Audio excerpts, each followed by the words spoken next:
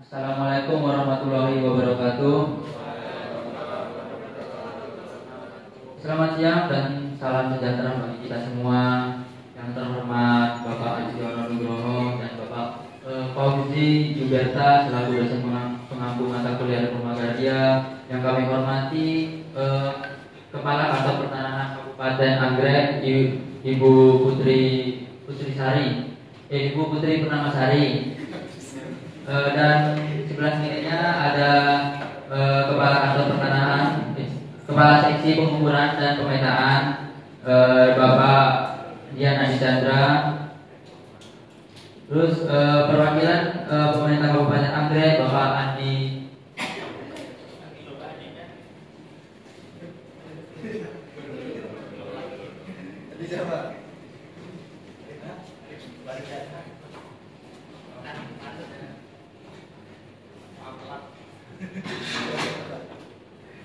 Jadi di sini ada perwakilan pemerintah Kabupaten Anggrek, itu Bapak Andika Adi Susila Jati, dan ada Camat Mawar Bapak Francisco Redra Firotama, dan Kepala Desa Jeruk Bali Bapak Muhammad Ridho Rosidin, dan ada Sekretaris Desa Bapak mohon izin Bapak, untuk Sekretaris Desanya tidak masuk Bapak.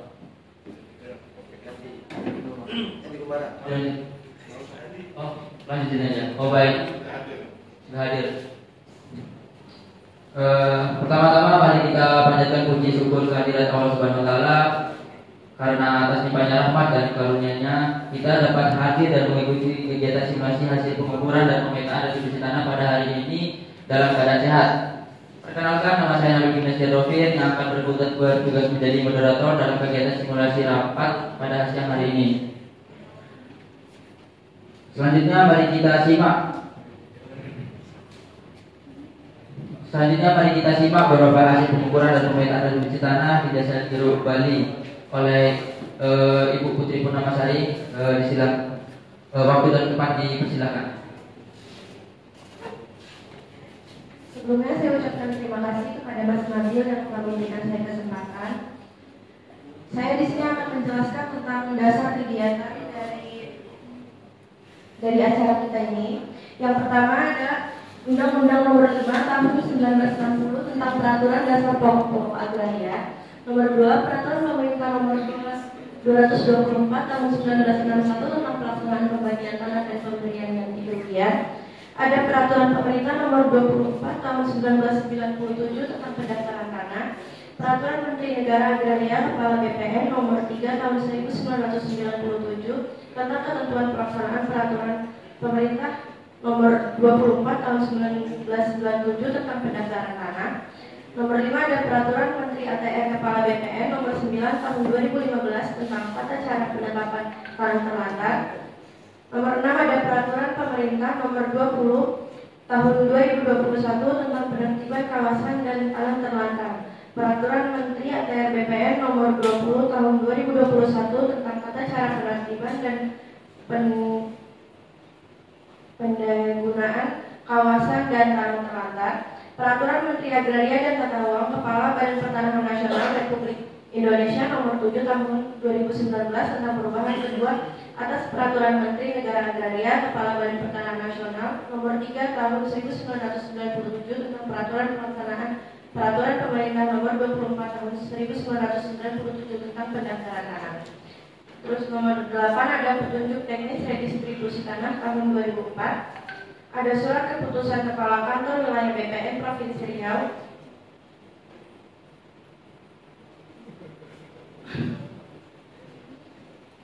nomor 21 garing 19 garing 9 garing 2024 tentang penetapan lokasi kegiatan redistribusi tanah di Provinsi Jawa Tengah. Berikut adalah SK penetapan lokasi dan SK panitia pelaksanaan kegiatan redistribusi tanah. Dilihat bersama. Lalu ada lokasi objek pengukuran. Di sini kita berlokasi di Desa Jeruk Bali, Kecamatan Mawar, Kabupaten Anggrek, Provinsi Jawa Bali, dengan letak tanah tanah terlantar milik PT Kencana Indah. dengan luas tanah keseluruhan kurang lebih 50 hektar dengan jumlah bidang 100 bidang dan rencana jumlah subjek redistribusinya kepada 95 orang.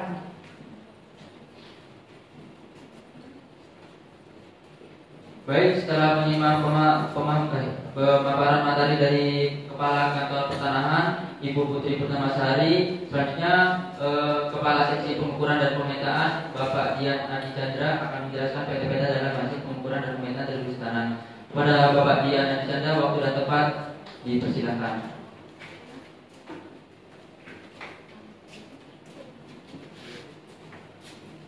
Assalamualaikum warahmatullahi wabarakatuh. Terima kasih kepada moderator. Silakan saya mempresentasikan hasil pengukuran dan pemetaan di Desa Jeruk Bali. Berikut ini adalah peta administrasi Desa Jeruk Bali.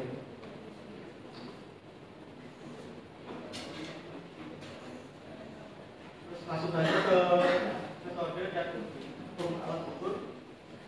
Pada lokasi ready kali ini kami melakukan pengukuran secara terestis. Seluruh bidang dilakukan pengukuran secara terestis.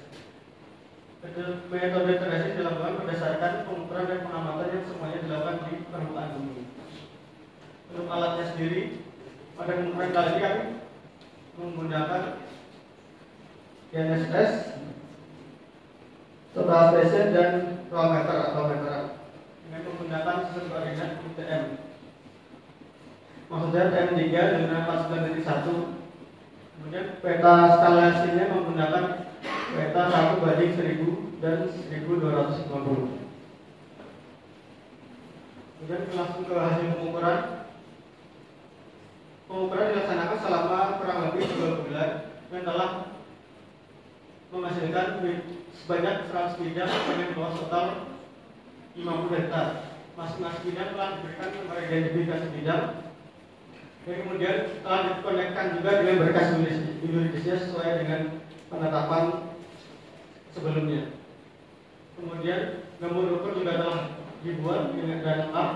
Kemudian peta bidang juga diisi dengan lengkap, sudah dibuat dan akan diumumkan berikutnya setelah rapat hasil pengukuran dan pemetaan kali ini.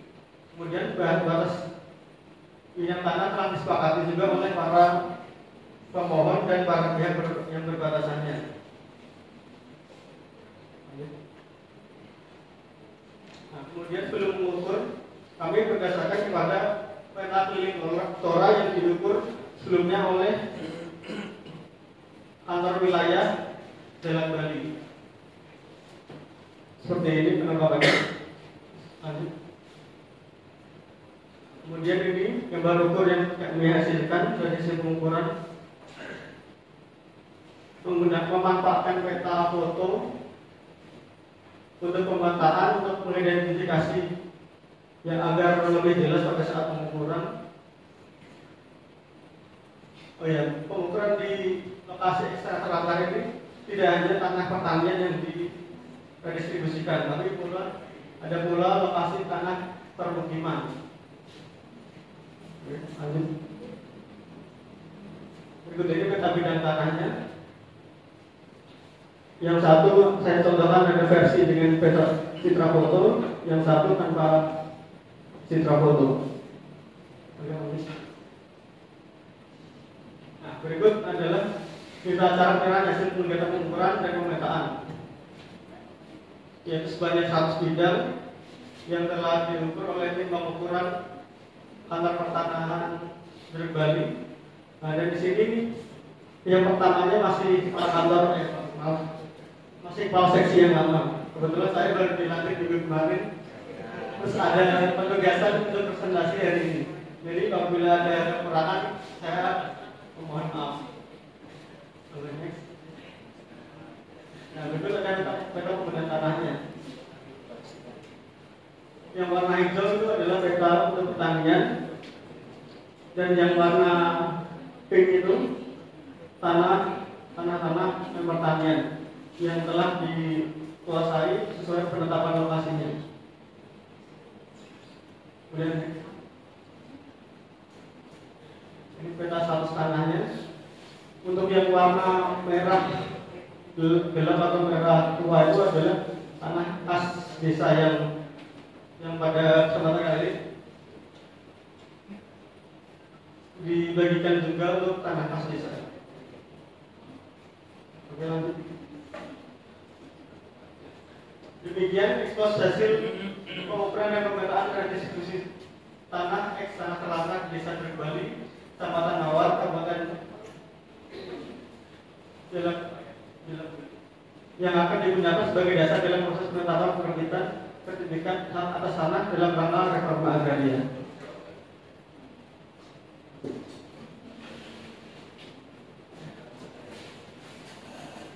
Baik, kami akan membuka sesi tanggapan dan diskusi.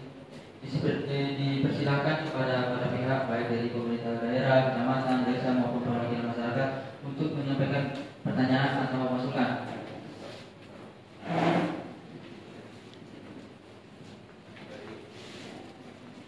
Baik, terima kasih atas waktunya. Perkenalkan, nama saya Andika dari perwakilan pemerintah Kabupaten Jalak Bali. Yang tadi saya lihat itu dari kantor pertanahan sendiri sudah melaksanakan 100 bidang tanah dan setelah diukur. Yang saya tanyakan, dengan suksesnya kegiatan pengukuran bidang yang sudah dilakukan, apakah di desa ini bisa ditambah untuk jumlah bidangnya, mengingat antusiasme warga di desa ini sangat tinggi. Cukup sekian, terima kasih.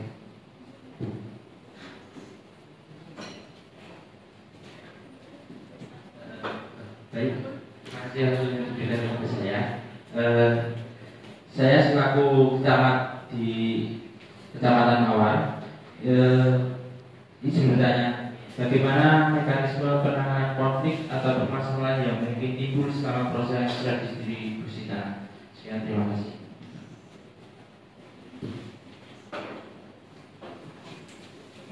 Terima kasih kesempatannya. Mohon izin dibukakan Bapak Kasih serta para jajaran pemerintah daerah.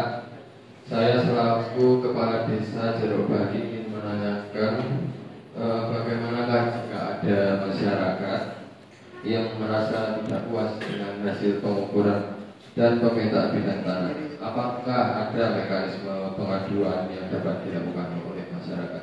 Terima kasih.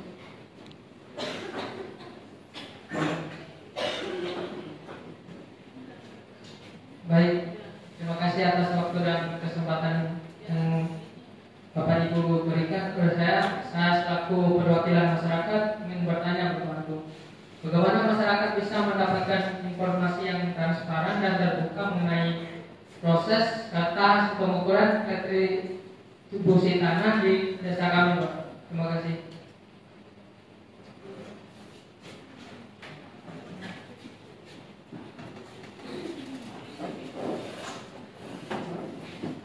Bapak perwakilan dari pemerintah kabupaten. Tadi pertanyaan terakhir terkait penambahan bidang. Oh ya Pak, mungkin agak saya jelaskan sedikit. Kan ini tadi yang kita redistribusikan adalah eks tanah terlantar ya Bapak. Nah, dan kebetulan ada di lokasi desa Jeruk Bali. Kemudian untuk redistribusi tanah sendiri kan itu ada persyaratannya. Nah, oleh karena itu, karena ini tanah dari eks tanah terlantar, untuk penambahan jumlah bidang kami nanti akan mengkaji lanjut dengan tim kami tentunya, terus nanti akan berkoordinasi dengan Pak Kades. Bagaimana Pak Kades? Setelah itu nanti baru kita bisa tetapkan berikutnya apakah ada bisa ditambahkan jumlah bidang sebagai target redistribusi atau tidak. Kurang lebih seperti itu, Bapak. Baik, di sini saya akan menjawab pertanyaan dari Bapak Francisco ya tentang mekanisme penanganan konflik atau permasalahan yang ada dalam proses redistribusi tanah. Biasanya dilakukan melalui beberapa tahapan yang melibatkan pendekatan hukum, mediasi, dan partisipasi masyarakat. Langkah pertama yang diambil adalah identifikasi atau verifikasi pihak-pihak yang terlibat untuk memastikan keabsahan klaim atas tanah. Jika muncul sengketa, penyelesaiannya diawali dengan mediasi oleh tim penyelesaian konflik agraria yang melibatkan instansi terkait seperti BPN, pemerintah daerah, dan tokoh masyarakat. Terus apabila media tidak menghasilkan kesepakatan, maka penyelesaian dapat dilanjutkan melalui jalur hukum atau peradilan. Selain itu, transparansi informasi dan pelibatan aktif masyarakat dalam setiap tahap redistribusi juga menjadi kunci untuk mencegah konflik dari awal. Itu Pak.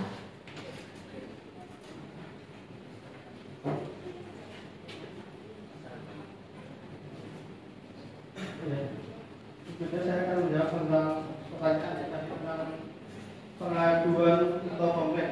Mungkin tadi sedikit sudah sudah terbahas atau dibahas oleh kepala kantor. Jadi untuk pengaduan atau komplain itu kan ini kami ada proses proses pengumuman juga dan pengumuman melalui PBT dan pasti akan ditempel atau dicantumkan di kantor desa setempat. Nah, kemudian apabila ada pengaduan atau komplain nanti bisa melalui petugas yang ada di lapangan atau mungkin kepala desa nanti bisa menampung terlebih dahulu, kemudian bisa dikomunikasikan dengan kami dari kantor pertanahan dan berikutnya dicarikan solusinya. Jadi seperti itu.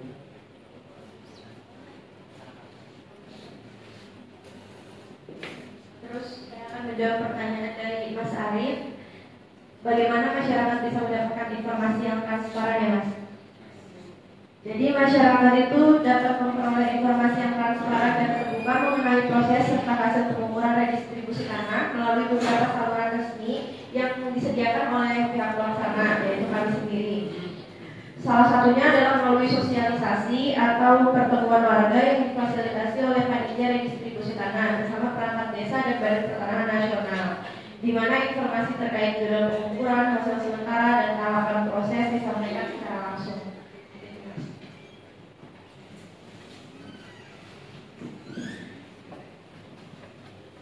Demikian rangkaian acara simulasi kita pada hari ini. Semoga apa yang telah kita diskusikan dapat menjadi bekal dan pembelajaran yang bermanfaat bagi kita semua.